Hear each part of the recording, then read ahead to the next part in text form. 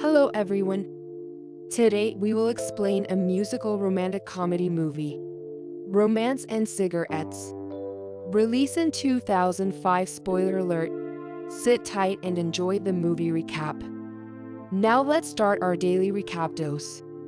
Movie starts with a scene where a dressmaking expert Kitty Kane discovers a sexually explicit poem that her construction worker husband, Nick, had written to his mistress, and she later learns that he has been having an affair.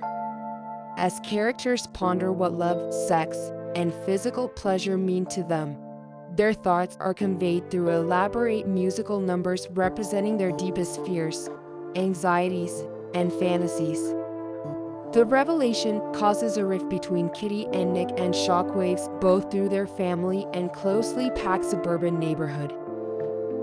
Baby, the lead guitarist and singer for a local rock band, finds herself starting a relationship with Chetty Jr., a handsome but darkened neighborhood guy who insists on referring to himself as Freiberg, against the backdrop of her parents' disintegrating relationship.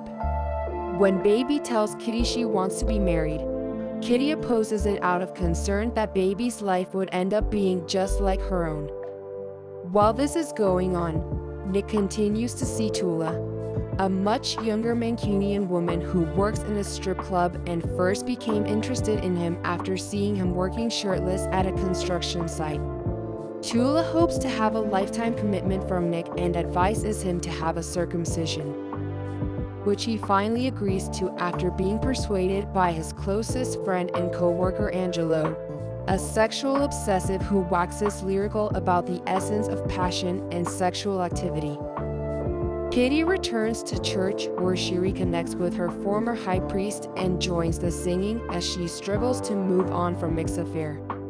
She enlists the aid of her cousin Beau, a rockabilly-obsessed, paranoid guy who insists that he got away with the death of his unfaithful wife, Delilah, who is in fact still alive and living with her boyfriend, in order to confront Tulsa but is uncertain of her identity. Tula and Kitty engage in a heated physical fight at the sex shop where Tula works after the duo finally finds her. Nick soon develops licorice poisoning as a result of an eating frenzy. His mother and Angelo confront him about his actions when he is taken to the hospital.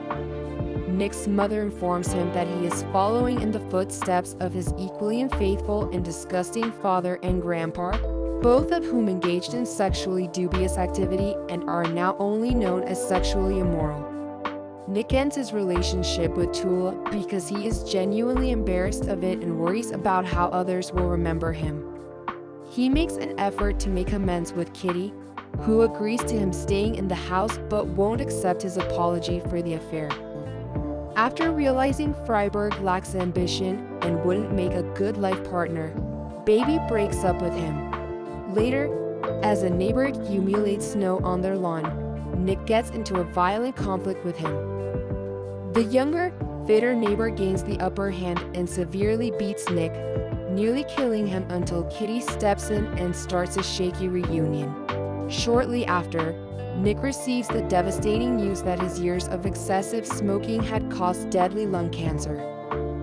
He visits Kitty's priest and confesses the affair and his overall poor behavior after becoming distraught. Although she informs him that she will never be able to bring herself to have sex with him again, Kitty promises to care for him while he is dying. Nick is hospitalized as his illness worsens.